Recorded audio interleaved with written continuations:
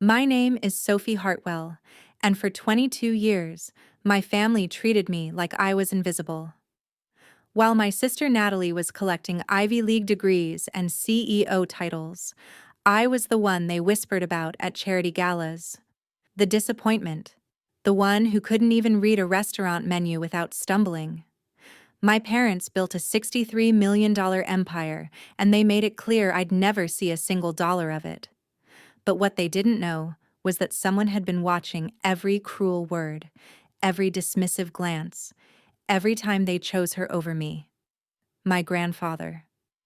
And 3 weeks ago, I received a call from a lawyer that would shatter everything my parents believed about power, legacy, and which daughter actually deserved it all.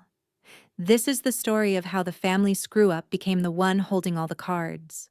How the girl they said would never amount to anything walked into a boardroom and took everything they spent decades building. Because while they were busy grooming their golden child, they forgot one critical detail. My grandfather didn't care about perfect grades or polished resumes. He cared about loyalty, heart, and who actually gave a damn about him when he was dying. Spoiler alert, it wasn't Natalie.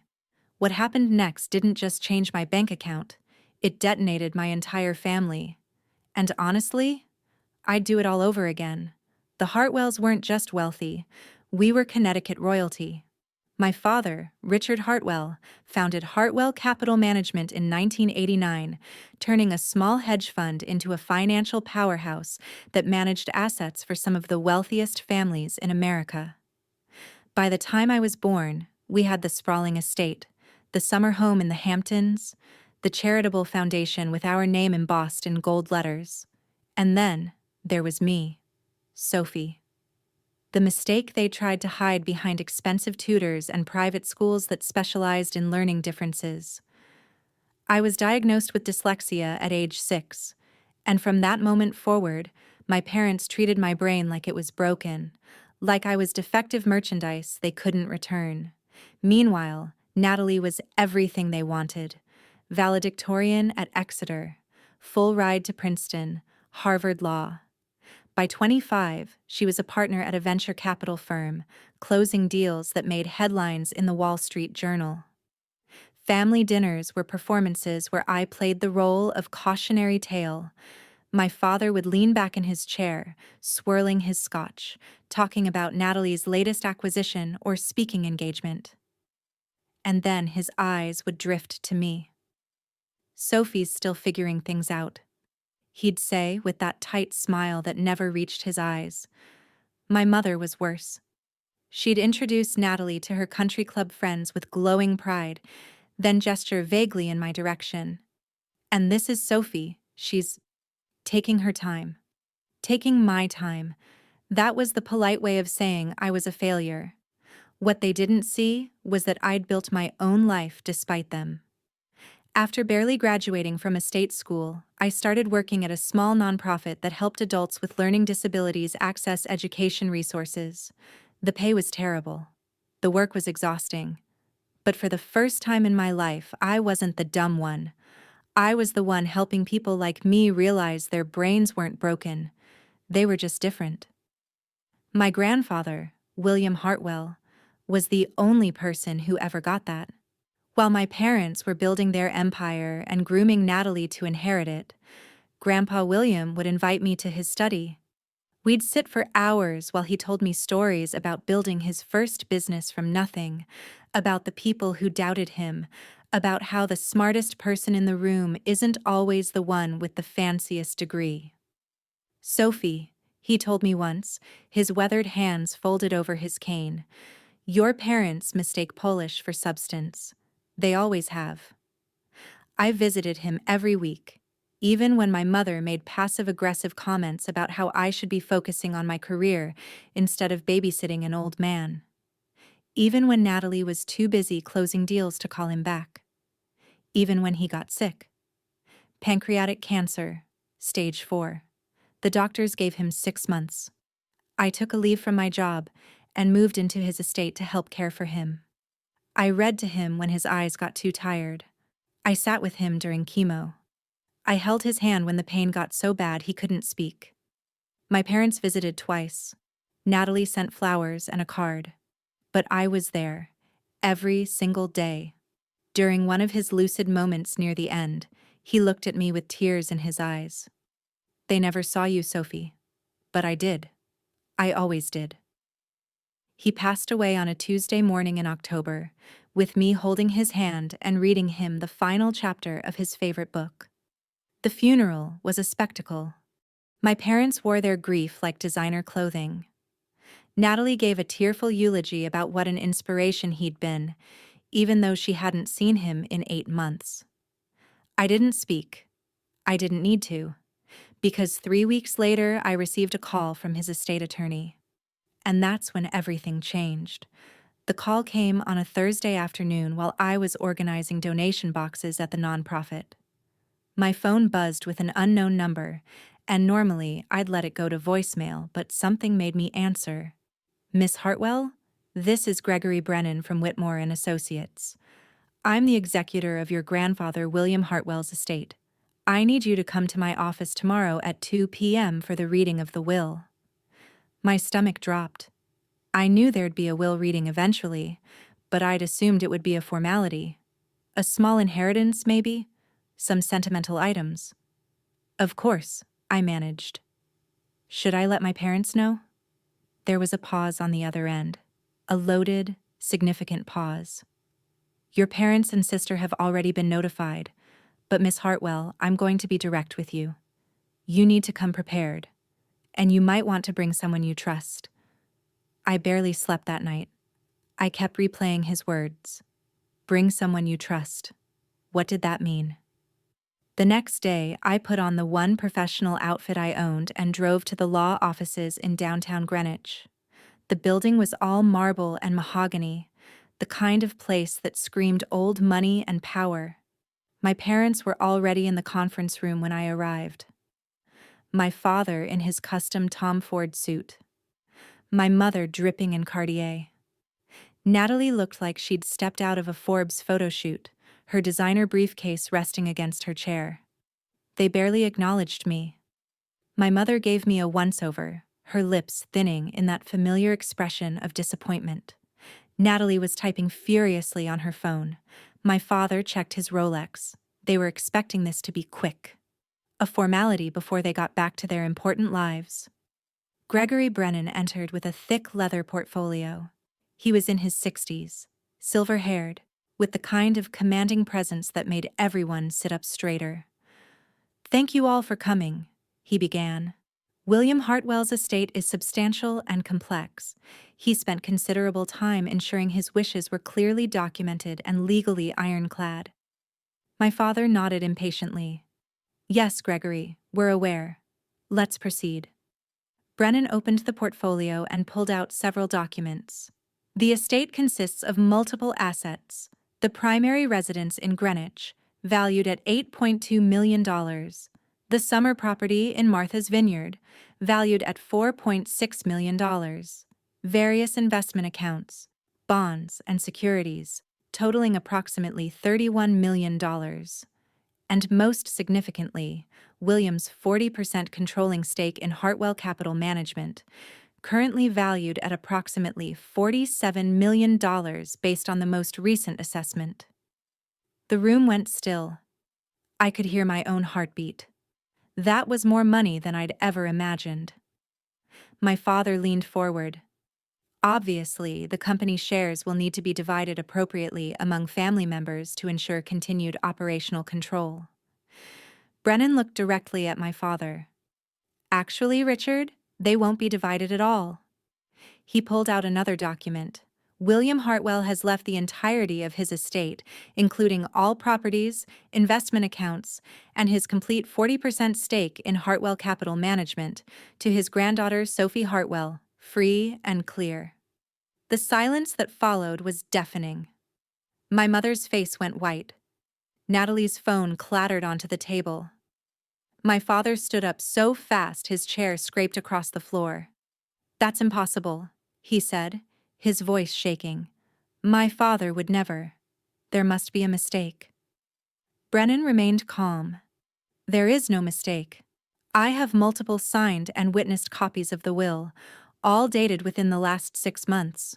William was of completely sound mind, as verified by 3 separate medical professionals specifically for this purpose. He knew exactly what he was doing. This is insane! My mother's voice was shrill. Sophie doesn't know the first thing about running a company. She can barely manage her own life. Brennan turned to me. His expression softened. Miss Hartwell, your grandfather left you something else. He handed me an envelope with my name written in Grandpa William's shaky handwriting. My hands trembled as I opened it. I pulled out the letter, and my grandfather's words swam on the page for a moment before my brain adjusted and I could process them. The room around me faded. All I could hear was his voice in my head as I read, "My dearest Sophie, if you're reading this, I'm gone. And I hope you know how much I loved you. I'm sure by now your father is furious, your mother is in hysterics, and Natalie is calculating how to contest this will. Let them try. I've made this bulletproof. Sophie, I didn't leave you my estate because I felt sorry for you. I left it to you because you're the only one who deserves it. For 22 years, I watched your parents treat you like you were less than. Like your dyslexia made you worthless. Like struggling with reading meant you were stupid. I watched them pour everything into Natalie while giving you scraps and shame. My eyes burned with tears, but I kept reading. But I also watched you become the most resilient, compassionate, hard-working person in this family. You didn't get handed opportunities.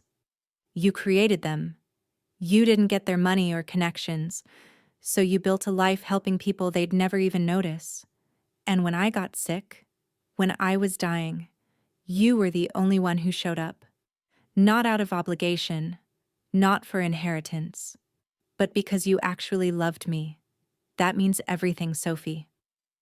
The words blurred as tears spilled down my cheeks. The company shares give you controlling interest in Hartwell Capital. Your father owns 35%. Various investors own 25%. You now own 40%, which means you control every major decision. I know business wasn't your path, but you're smarter than they ever gave you credit for. You see things others miss. You understand people. And you have something your father and Natalie never had: integrity. What you do with this power is up to you. You can sell it. You can run it. You can burn it all down for all I care. It's yours. But Sophie, whatever you decide, don't let them bully you. Don't let them gaslight you into thinking you don't deserve this. You are the only one who saw me as a person instead of a bank account. You earned every single dollar. Make them remember that the girl they called dumb just became the most powerful person in the room. I love you, sweetheart. Make me proud. Grandpa William. I folded the letter carefully and looked up. My family was staring at me like I was a stranger. My father's face had gone from white to crimson. "Sophie, let's be reasonable here," he started, his voice taking on that condescending tone I'd heard my entire life. "You don't understand the complexities of running a capital management firm. This is a business that requires expertise, connections, years of experience. What William did was sentimental, but it's not practical. We can work out an arrangement where you're compensated fairly, and the operational control remains with people who actually know what they're doing. Translation: give us back the power and we'll throw you some money to go away." I looked at Brennan. "What exactly does controlling interest mean?" He smiled slightly. "It means you have final say on all major business decisions: hiring and firing of executives, approval of investments over $1 million, changes to company structure. Your father is currently CEO, but that position serves at the pleasure of the majority shareholder, which is now you." My father's jaw clenched. "Sophie, think about what you're doing. You can't possibly believe you're qualified to make decisions about a company you know nothing about." And that's when something inside me snapped. All those years of being talked down to, All those dinners where I was the punchline. All those times they made me feel worthless. I stood up and looked my father directly in the eyes. You're right, Dad. I don't know everything about hedge funds and capital management, but I know about loyalty. I know about showing up. And I know that Grandpa William trusted me with this for a reason. The conference room felt like it was crackling with electricity. Natalie finally found her voice, and it came out sharp and calculated. Sophie, listen. I know you're emotional right now. Grief makes people act irrationally, but you need to understand what you're holding. That company is Dad's life's work. Grandpa built the foundation, but Dad made it what it is today. You walking in with zero experience and making decisions could destroy everything. I turned to her.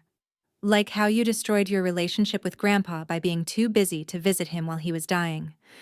Her perfect composure cracked. That's not fair. I was closing a $40 million deal. I sent flowers. I called when I could. You called twice in 6 months, I said quietly. I was there every single day. I know exactly how many times you called because I was the one sitting next to him when he'd check his phone hoping you'd remember he existed. My mother made a strangled sound. How dare you speak to your sister like that? After everything we've given you, the private schools, the tutors, the opportunities. Opportunities? I felt a laugh bubble up, bitter and sharp. You mean the schools you sent me to so your friends wouldn't know your daughter couldn't read properly?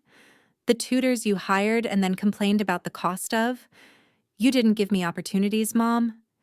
You gave me shame and called it help. The room went dead silent.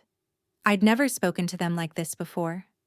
I'd always been the quiet one, the one who took their criticism and swallowed it down. But standing there with Grandpa William's letter in my hand and his entire estate in my name, something fundamental had shifted. Gregory Brennan cleared his throat. Miss Hartwell, you don't need to make any immediate decisions. The estate transfer will take several weeks to finalize. However, I should inform you that your grandfather also included provisions for immediate access to liquid assets. There's $2.3 million in an account that's now in your name, available immediately for any needs you might have during the transition. $2.3 million. Immediate access. I'd been living on $38,000 a year, sharing a tiny apartment with 2 roommates, buying groceries on sale. And now I had more money in my personal account than I could process. My father tried a different approach. His voice got softer, almost pleading. Sophie, sweetheart, I know we haven't always understood each other. I know your mother and I put a lot of pressure on you growing up. Maybe we made mistakes, but we're still family. This doesn't have to tear us apart. We can figure this out together. It was the first time he'd called me sweetheart in probably a decade, and it made my skin crawl because I knew it wasn't real. It was strategy. I was no longer the disappointing daughter. I was the obstacle standing between him and control of his company. I looked at Brennan. I want a full audit of Hartwell Capital Management. Every account, every transaction, every executive compensation package for the last 5 years. I want it conducted by an independent firm, not anyone currently associated with the company. Can you arrange that? My father's face went purple. That's completely unnecessary. Our books are immaculate. We have quarterly audits. Then you have nothing to worry about, I said calmly. Brennan nodded. I can have a recommendation for forensic accounting firms by Monday. Forensic accounting? My mother's voice pitched higher. You're treating your own father like a criminal. This is what happens when you give power to someone completely unqualified. She's going to destroy everything. I picked up my bag and tucked Grandpa William's letter carefully inside. This meeting is over. Gregory, please send me all the estate documents and the contact information for that accounting firm. Mom, Dad, Natalie, you'll hear from me when I've had time to review everything. I walked toward the door, my legs shaking but my voice steady. My father called after me. Sophie, if you do this, If you really try to take control of my company, you'll regret it. You have no idea what you're getting into. I paused at the doorway and looked back. Maybe not, but I'm about to learn. And something tells me I'm going to be a lot better at this than you think. The next week was a blur of phone calls, legal documents, and late nights researching everything I could about Hartwell Capital Management. I'd taken an emergency leave from my nonprofit job, and my tiny apartment became command central.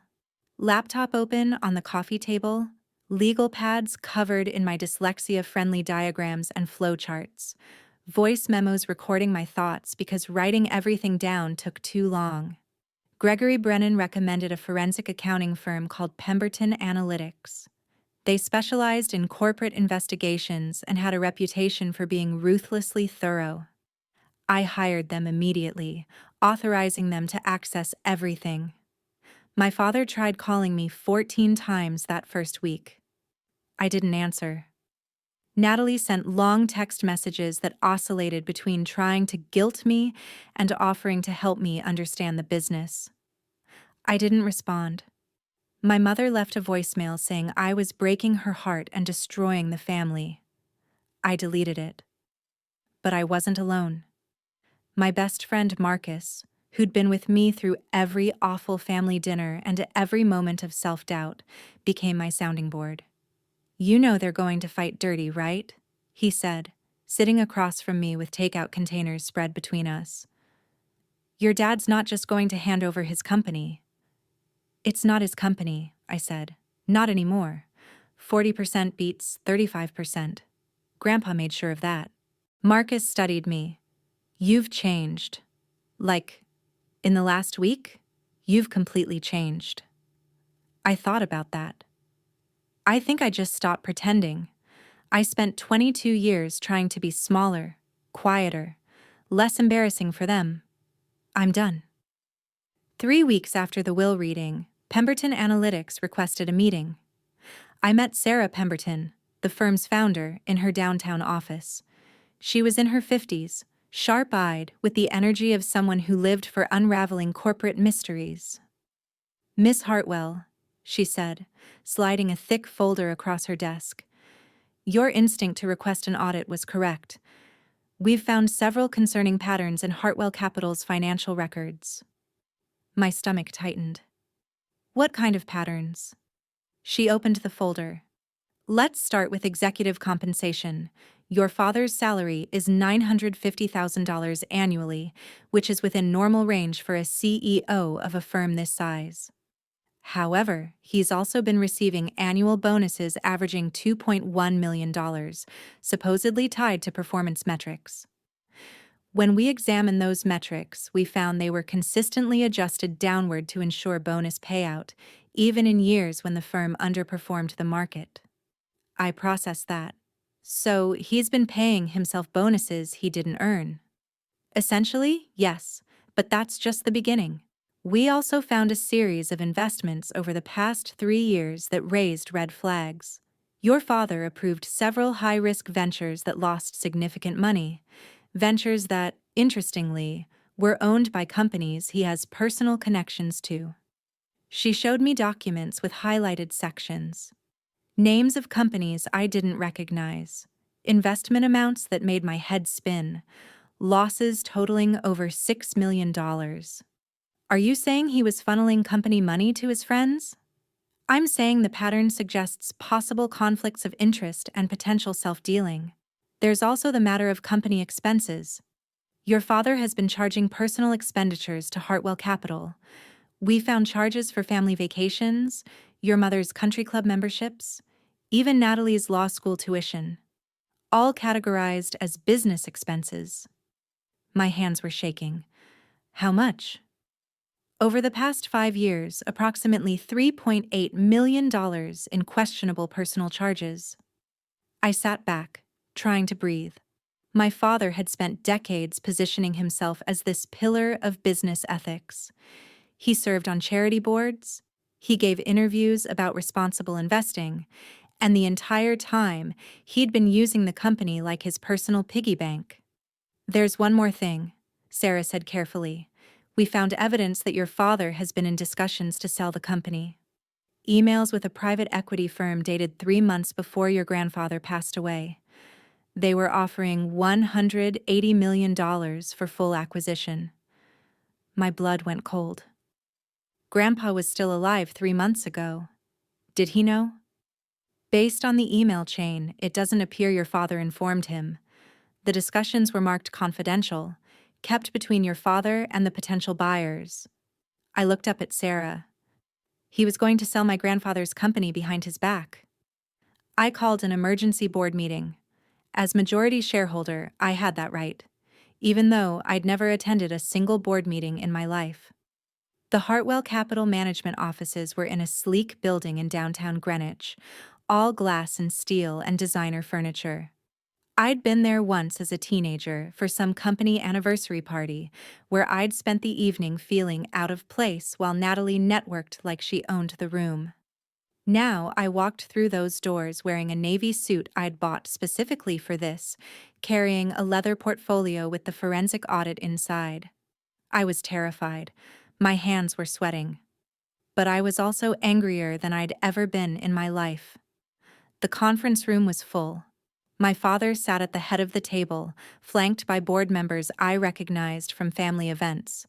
Successful men in expensive suits, who'd probably never taken me seriously for a second. Natalie was there too, sitting beside my father like she was his second in command.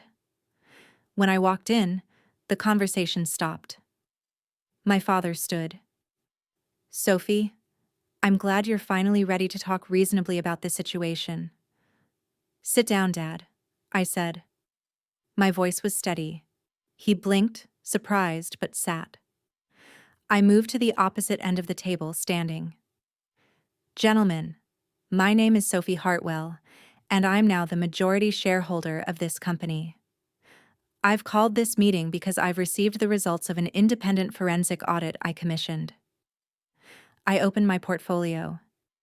And what we found is deeply concerning. My father's face went carefully blank. "Sophie, if you have questions about company finances, I'm happy to walk you through everything. But ambushing me in a board meeting with some audit you ordered behind my back is highly inappropriate." "What's inappropriate?" I said, my voice getting stronger. "Is the $2.1 million average annual bonuses you've been paying yourself based on manipulated performance metrics. What's inappropriate is the $6 million in company funds you invested in ventures owned by your personal friends, investments that lost money while you maintained those relationships. What's inappropriate is charging $3.8 million in personal and family expenses to this company over 5 years, including vacations, country club memberships, and my sister's tuition." The room erupted. Board members started talking over each other. Natalie's face went white. My father stood up. "Those are outrageous accusations. Our books are audited quarterly. Everything I've done has been approved and documented." "Documented, yes," I said. "Ethical, no. And there's one more thing." I pulled out the email chain. "3 months before my grandfather died, you entered into discussions to sell this company for $180 million. You never informed him. You never informed the board. You were negotiating to sell my grandfather's legacy behind everyone's backs." One of the board members, an older man named Thomas Chen, spoke up. "Richard, is this true?" My father's jaw clenched. "Those were preliminary discussions, exploratory only. I was gathering information about the company's market value. That's responsible leadership." "Responsible leadership?" I repeated. "Is that what we're calling it? Because from where I'm standing, it looks like you've been treating this company like your personal ATM while planning an exit strategy that would have made you rich and left everyone else scrambling." Natalie finally spoke. "Sophie, you don't understand how business works. Executive compensation is complex. Those investments had board approval. You're taking things out of context because you're bitter and you want revenge." I turned to her. "No, Natalie, I want accountability. There's a difference." I addressed the full board. "Gentlemen, I'm exercising my rights as majority shareholder. Effective immediately, Richard Hartwell is removed as CEO of Hartwell Capital Management. His employment contract will be reviewed by legal counsel to determine appropriate severance based on the findings in this audit. All questionable expenses will be repaid to the company, and there will be a full restructuring of executive compensation and oversight policies. My father's face was crimson. You can't do this. I built this company, 20 years of my life. You managed it, I corrected. My grandfather built it, and he left it to me because he trusted me more than he trusted you. I'm starting to understand why. He slammed his hand on the table.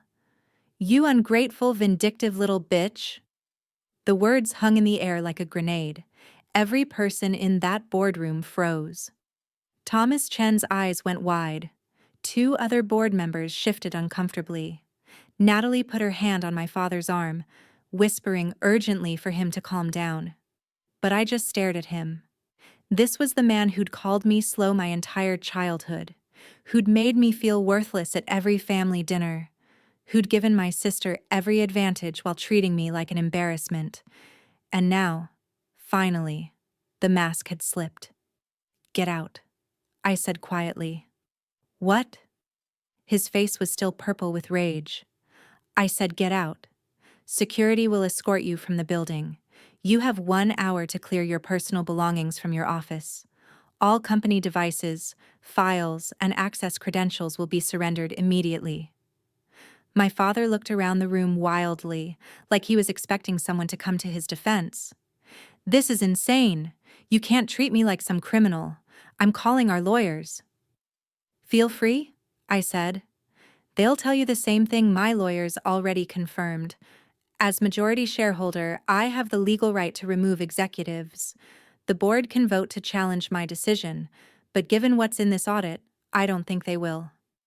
I looked at the other board members. Gentlemen, I'm calling for an immediate vote. All in favor of Richard Hartwell's removal as CEO, pending investigation into the audit findings? Thomas Chen raised his hand. In favor. One by one, the others followed. Some looked uncomfortable, some looked relieved. But every single hand went up.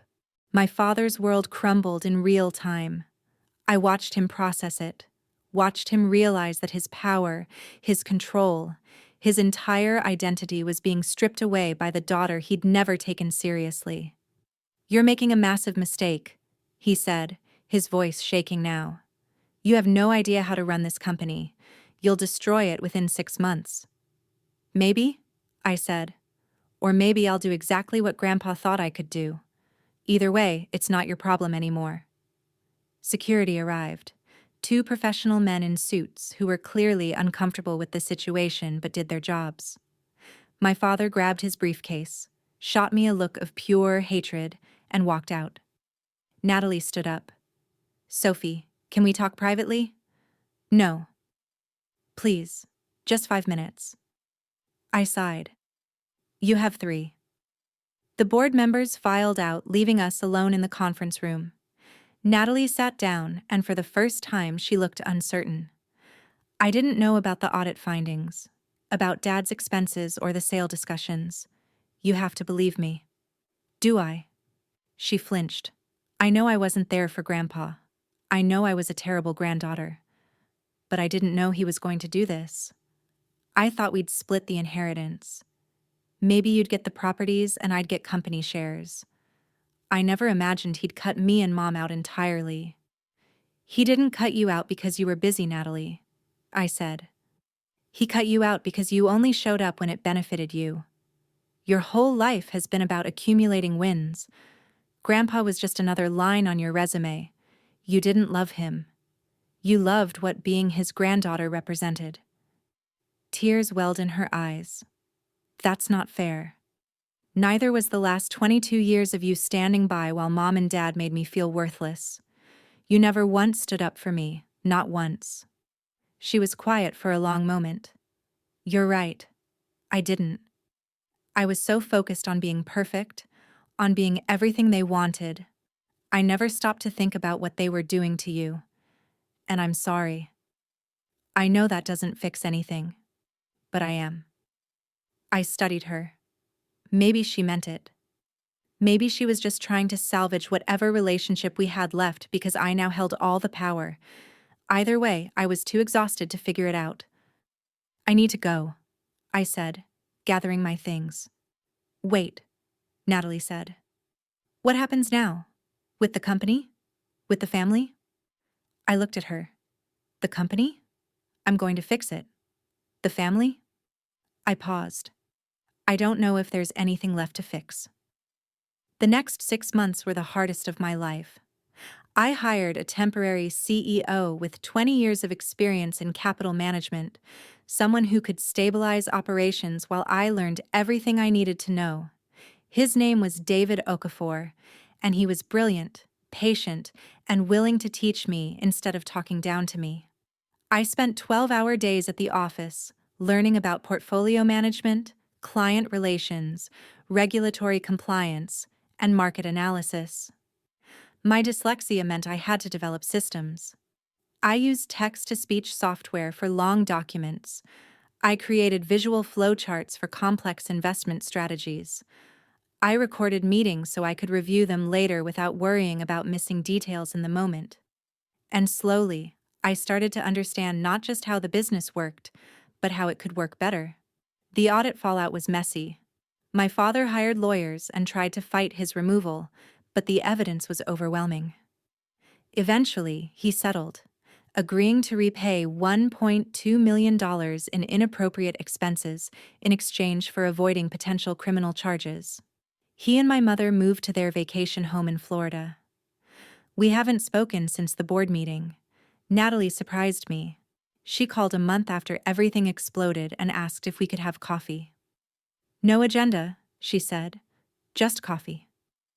I agreed, mostly because I was curious. We met at a cafe in downtown Greenwich, and for the first time in our lives, we had an actual conversation. She'd left her venture capital job. I realized I was miserable, she admitted. I spent my whole life chasing what Mom and Dad wanted, and I woke up at 27 years old with a perfect resume and no idea who I actually was. So what are you doing now? I asked. She smiled, a little embarrassed. I'm volunteering at a legal aid clinic, helping low-income families with contract disputes and landlord issues. The pay is terrible. The work is exhausting. But it's the first time I've felt like what I'm doing actually matters. I stared at her. Who are you, and what did you do with my sister? She laughed. I know. Trust me, Mom is horrified. But watching you take control of that boardroom and refuse to back down, it made me realize I'd been living my entire life afraid. Afraid of disappointing them. Afraid of not being perfect. You weren't afraid, Sophie. And that changed everything. We didn't become best friends overnight.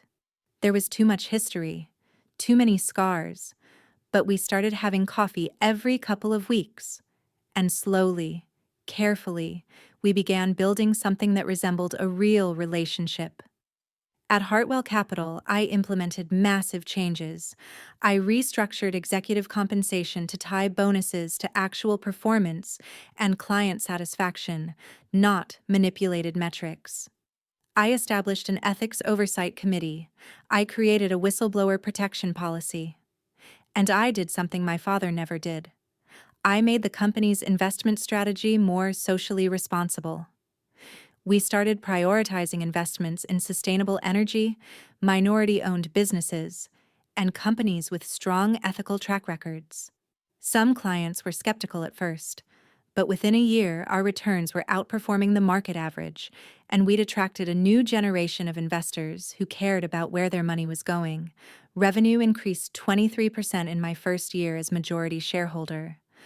Client retention was at an all-time high, and business publications that had once featured my father were now writing articles about the 28-year-old woman with dyslexia who'd transformed a traditional hedge fund into an ethical investment powerhouse.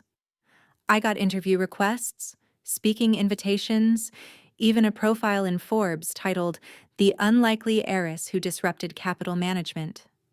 I did some of the interviews, turned down most of the speaking gigs, because the truth was, I didn't do this for recognition. I did it because my grandfather believed in me when nobody else did, because he saw something in me that my parents missed, and because every person who's ever been underestimated deserves to know that the people who doubt you don't get to define you. One afternoon, I was in my office looking at a framed photo of Grandpa William I'd put on my desk. David knocked on my door. "You have a visitor," he said. "She says she's your mother." I hadn't seen my mother since the board meeting. 6 months of silence.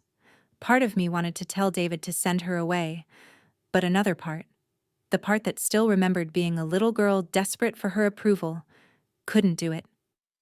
"Send her in," I said. My mother walked into my office and I barely recognized her. She looked smaller somehow, older. Her designer clothes were still perfect, her hair still salon fresh, but something in her posture had changed. She sat down across from me without being invited. "Your office is lovely," she said, her voice strained. "Thank you." We sat in awkward silence. Finally, she spoke. "Your father and I are getting divorced." I hadn't expected that. "I'm sorry." "Are you?" She looked at me directly. "Because I wouldn't blame you if you weren't. We've been terrible parents to you, Sophie. I've been a terrible mother." I didn't know what to say. The audit, the evidence of what your father did, it opened my eyes to a lot of things. About him, about our marriage, about how we treated you. She folded her hands in her lap. "I told myself for years that we were pushing you for your own good, that if we just demanded more, you'd overcome your learning disability and become successful like Natalie. But the truth is, I was ashamed. Ashamed that my daughter struggled. Ashamed of what my friends might think. And I let that shame poison everything." Tears were running down her face now, smudging her perfect makeup. "When William left everything to you, I was furious. I thought he was being vindictive, punishing me for how I'd prioritized Natalie. But then I watched you take control of that company. I watched you on the news, read the articles about what you've accomplished, and I realized he wasn't being vindictive. He was being right." She pulled out a tissue, dabbing at her eyes. "You were always smart, Sophie. Brilliant, even. You just learned differently. And instead of celebrating that, instead of helping you, I tried to hide you. I'm so sorry." I felt something crack open in my chest, something I'd been holding closed for 22 years. "Do you know what it was like?" My voice came out barely above a whisper. "Growing up believing I was stupid, believing I was broken, having my own mother look at me like I was a disappointment every single day." She sobbed. "I know. God, Sophie, I know. And I can't take it back. I can't fix it. All I can do is tell you that I was wrong. About everything. And that I'm so, so proud of you." Those words, the ones I'd wanted to hear my entire childhood, finally came. And they didn't fix everything. They didn't erase decades of damage. But they were something. "I don't know if we can have a relationship," I said honestly. "I don't know if I can trust you." "I understand," she said. "But if you're willing, I'd like to try. No expectations, no pressure. Just the possibility that maybe, someday, I can be the mother you deserved." I thought about that. About what Grandpa William would want. About the fact that holding on to anger was exhausting, and I'd already spent so much of my life carrying weight that wasn't mine. "Maybe coffee," I said. "Once a month. We can start there." She smiled through her tears. "I'd like that." After she left, I sat in my office for a long time, looking out over the city. My phone buzzed with a text from Marcus. "How'd it go?" I typed back. "Complicated, but maybe okay." He sent back a heart emoji. I pulled up my email and saw a message from a young woman with dyslexia who'd read about me in an article. She wanted advice about pursuing a business career despite her parents telling her she'd never succeed. I started typing a response. Dear Emma, let me tell you something I wish someone had told me when I was your age. Your brain isn't broken, it's different. And different isn't less. It's just different. I spent the next hour writing to her, sharing my story, offering encouragement, because if there was one thing I'd learned from all of this, it was that the people who underestimate you don't get to write your story. That was 3 years ago. Today, Hartwell Capital Management is valued at $94 million. We've doubled our client base, launched a scholarship fund for students with learning disabilities, and I've spoken at conferences about ethical investing and neurodiversity in business. My father and I still don't speak. My mother and I have coffee once a month, and it's slowly getting easier. Natalie runs her own nonprofit now, and we text regularly. She's dating someone she actually likes instead of someone who looks good on paper. And me? I'm not the family disappointment anymore. I'm not the slow one. I'm the woman who took what everyone said was impossible and built something extraordinary. I still have dyslexia. I still process information differently, but I've learned that different doesn't mean less. It means unique. It means seeing angles others miss. It means that the thing my parents thought made me worthless actually became my greatest strength. To everyone who's ever been underestimated, dismissed, or told you'd never amount to anything, this story is for you. Your doubters don't define you. Your resilience does. Thank you for watching. If you enjoyed this story, don't forget to subscribe and hit the bell icon for more incredible real-life stories. And remember, the best revenge isn't anger. It's success they never saw coming.